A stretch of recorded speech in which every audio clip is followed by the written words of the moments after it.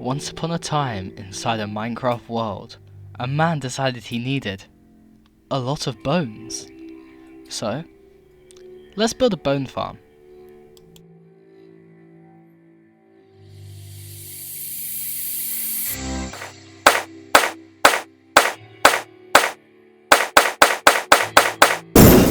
What is up guys, welcome back to another video inside Aki's Architecture, and today we are building a skeleton farm. We're starting things off underground with the main collection room, where the player will stand to spawn in skeletons. I build a small storage area for the arrows and bones, and a slime block launcher to get out of the collecting chamber. Next up, I start work on the redstone system, which allows me to toggle whether the loot goes into my inventory or into the storage system. It's pretty complicated, and especially so when I found out that some of the pistons were being powered diagonally, which I didn't realise could happen. But I pushed through and I finished the contraption. I also had to add pistons to divert the water flow, and blocks were placed in areas to stop water breaking all of my redstone.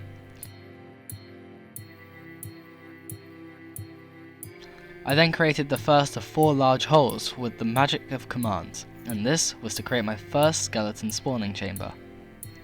I used polished andesite on the walls, floor and ceiling to make it look slightly less ugly.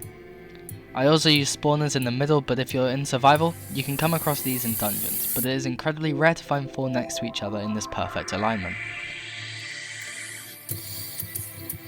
Next up is the Chambers of Death for the already undead.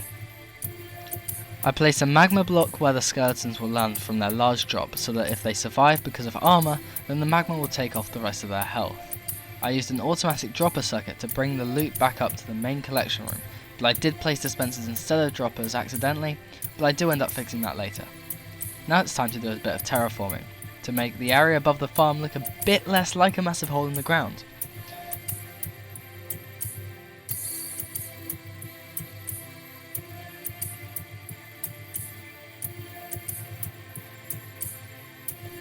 Here we have a half an hour AFK session at the farm.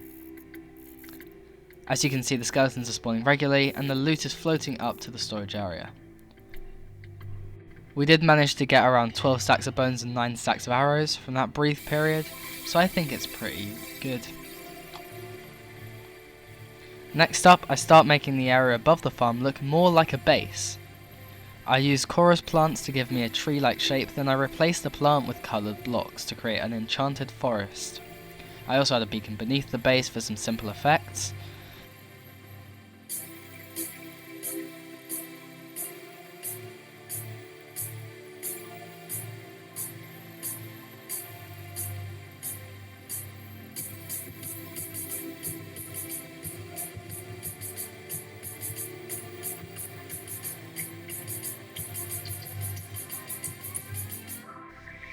It ends up taking a lot longer than I thought it would to build this forest, but at the end it looks like I imagined it would.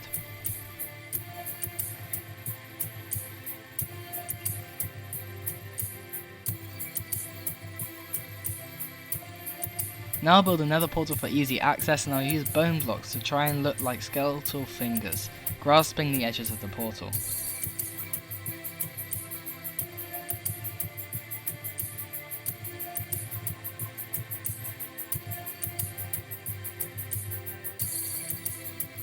Next up, I'll build the useful area of the base and connect it to the farm via a minecart track.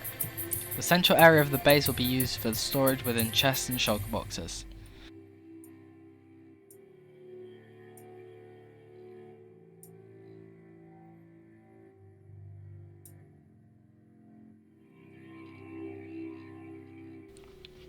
I'll build a bedroom on this left side for a respawn point and an ender chest. An enchanting table on the front.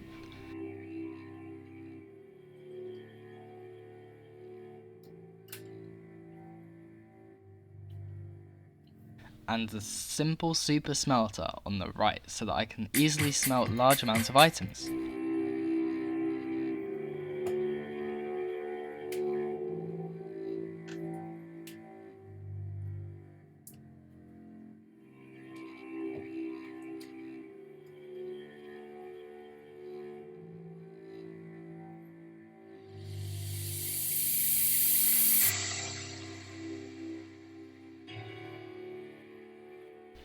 Next up, every base needs some kind of villager setup, so I set out to get myself a villager with mending, another with golden carrots, and the final one trading ender pearls and bottles of enchanting.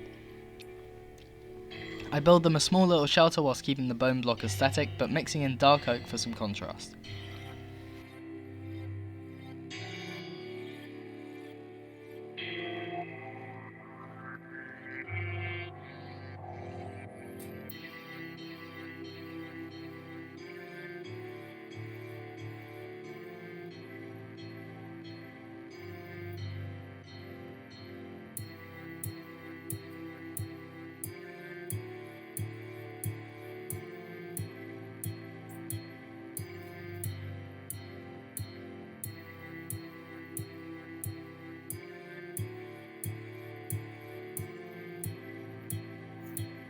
It ends up taking 5 times as long as I planned to get the correct trades, but that's villagers for you.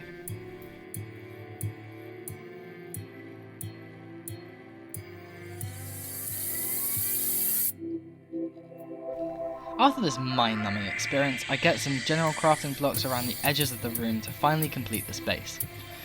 A layer of smooth quartz goes underneath to hide the spruce floor.